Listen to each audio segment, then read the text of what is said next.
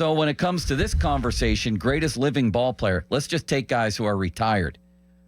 It's got to be Barry Bonds. It's Bonds. And for me, the next two, believe it or not, are Rickey Henderson and probably some people would say Clemens or Randy Johnson. I'd say Pedro. If you took Pedro at the height of his powers, he was literally unhittable. And I don't think he was cheating either. No, he was.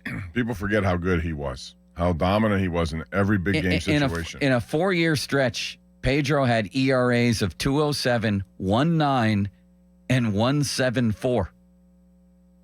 You couldn't hit him. Yeah. But Barry Bonds has to be the answer to that question. It's Barry Bonds Ohtani. for sure. What about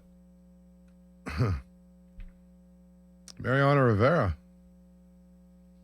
It's not a bad choice. What about Ken Griffey Jr.?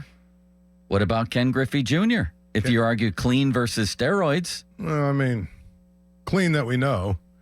Anybody that played in that era is suspect, which is why I think it's such a farce and a fraud that the voters would, basically hold it against some guys and don't hold it against others. Yeah, I do agree with that. I mean, no offense to Cal Ripken, but I'm supposed to believe he all of a sudden blew up like he did, and his body all of a sudden changed like it did in the later part of his career, and all of a sudden he was able to play 2,000, 9,000, 2,900 or whatever games or whatever he played.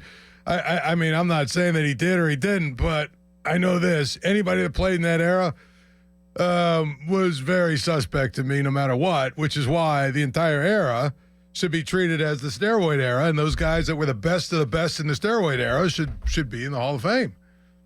I agree with that 100%. I've been saying that from the beginning. I mean, you can cast the shadow of doubt on a lot of people. There are a lot of people who have already been accused of who we don't really know. So I base it on what I see. If he's allowed to play, if anyone's allowed to play, they're that whole discussion is just, to me, is just right ridiculous. But,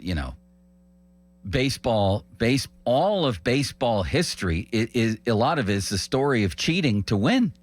You go back to the era of Willie Mays. The guys used to use greenies, amphetamines. Greenies, they called them, to be ready to play every day. Right. You don't think that helped them to use greenies? You don't think it helped people to use spitballs? You don't think it helped people when you're trying to gain an edge, but you still have to do the thing out there, regardless of what you're.